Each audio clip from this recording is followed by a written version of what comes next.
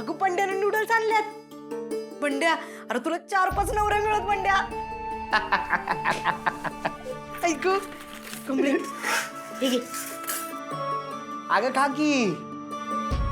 कमळे अगं तुम्ही मेसला जेवायला गेला नाही का नाही ते कळलं मला. मला वाटलं कॅन्टीनला येशीला. कॅन्टीनला बियायला नाही सा मग आलो तुम्हाला खायला घेऊन. अगं 5 मिनिटं ठेव बरं आधी बाजूला. 5 मिनिटं खाऊन घे. 5 मिनिटांना काय नाही होणार. खाऊन घे. घे. क्या बात. कंढ्यात तू बी की नाही कवा कवा आया ना आबांसारखं सांगतोयस बघ. मी गावाकडे गेल्यावर आबासने सांगणार आहे का आमच्या तिकडे मुंबईला आमच्यासोबत कोण राहतं माहित आहे?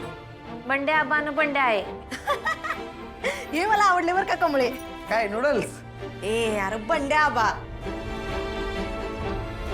कमळे अगं म्हणजे बंड्याला बी आबांसारखं टक्कल पडणार होय. ह्यो जो आबांना कळलं की नाही ते बिल्ले असतील बघ. वय, आणि मी तर आबासनी सांगणारच आहे. बंड्या मुंबईत मुद्दाम आबांची ऍक्टिंग करत होता, मग खातोयस मार. धर तुला दुसरं नूडल्स देऊ का? नको. त्याला बी वाढ की ताटात दे. बंड्या हे घे. बंड्या अरे काय तू रडायला का लागलायस?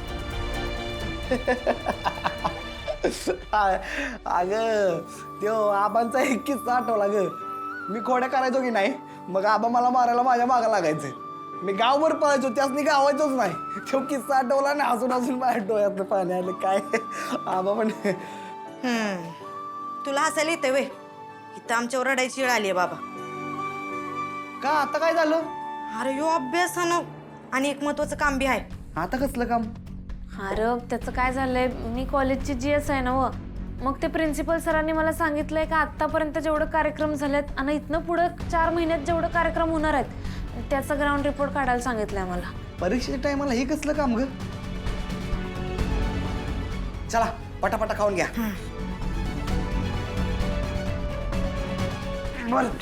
चला निघतो मी. आत येताना थोड्या वेळाची परमिशन घेऊन आलोय. गेलं पाहिजे मला. आणि तुम्ही आता अभ्यास करत बसा आणि लवकर झोपा. लय वेळ जागू नका. काय निघे. वय येतो मी कमळे. कमळे, मी बी आता उद्याच्या कॉलेजची तयारी करतो. हा आता होमवर्क बी होतं चाललाय. थोडासा आहे बाकी तो सकाळी उठून लवकर करतो. आता तू कर तुझं प्रिन्सिपल सरांचं काम सुरू.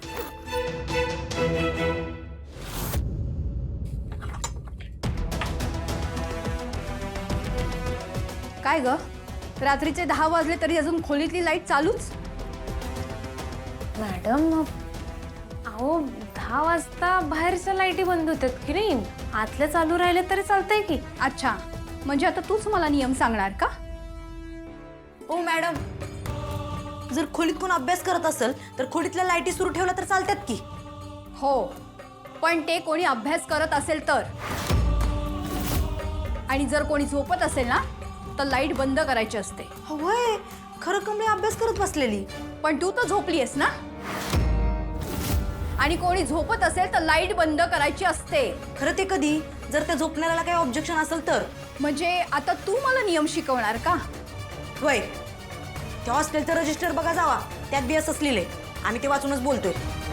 तुला काय म्हणायचंय? मला इथले नियम माहिती नाही आहेत का? अहो मग माहिती असून कशाला आलाय आम्हाला त्रास द्यायला? मॅडम हे बघा निंगी म्हणते ते बरोबर आहे. आम्ही कुठलाच नियम मोडलेला नाही. तेव्हा तुम्ही बिंदास्त जावा. आम्हाला अभ्यास करू द्या की आता. अच्छा म्हणजे आता तुम्ही दोघी मिळून मला शिकवणार का मी काय करायचं ते?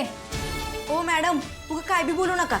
एकतर तुम्हीच तिचा अभ्यास आणि माझी झोप मोडली आहे वर मलाच बोलायला तुम्ही. म्हणजे तुम्ही विनाकारण लाईट चालू ठेवू शकत नाही. ठीक आहे, मग आम्ही अन्नपूर्णा मॅडमसनी जाऊन सांगतो. नाही म्हणजे मला असं म्हणायचं होतं की तुम्ही जर दोघी जाग्या असेल तरच लाईट चालू ठेवा, नाहीतर मग बंद करा लाईटी. होय, आता आम्ही दोघी बी अभ्यास करायला जागणार आहोत आणि आम्हाला लाईट सुरू पाहिजे. झालं तुमच्या नियमाला पकडून. जाऊ आता, आम्हाला आमचा अभ्यास करू दे. निंगी हे अचानक कसं काय आल्या ग? काय माहित, अगं त्यासनी टाइमपास करायला काय नसतंय म्हणून उगाच येतात त्रास द्यायला. जाऊन दे, सोड. तू कर तुझं काम, मी आहे जागी. कर.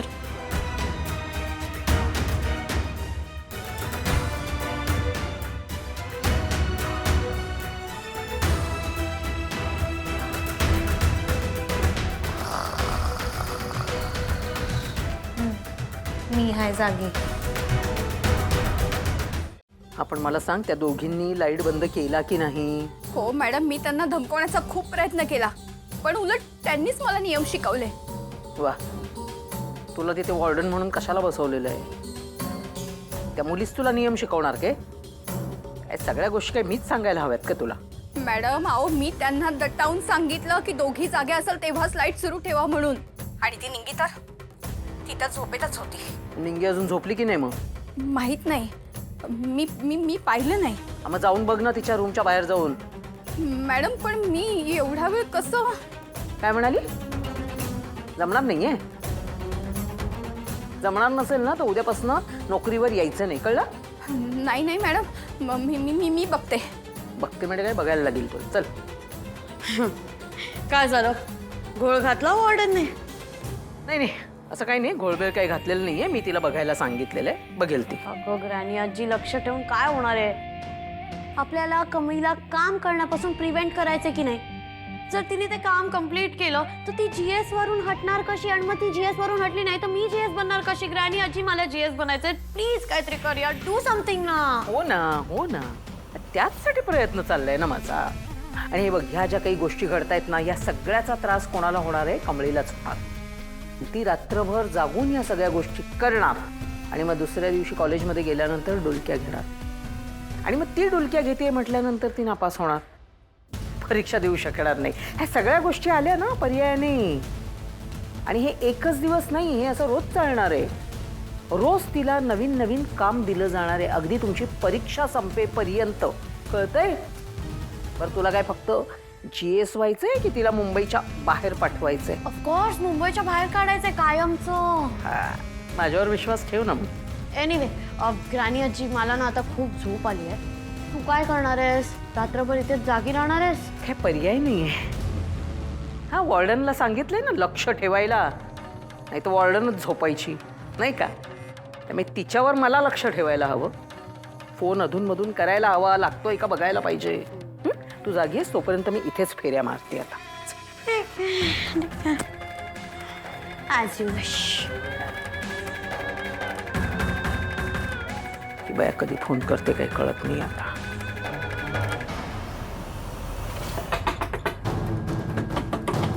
हे निघी निघी, उठ की, वॉर्डन मॅडम आले असतील. उठ उठ उठ.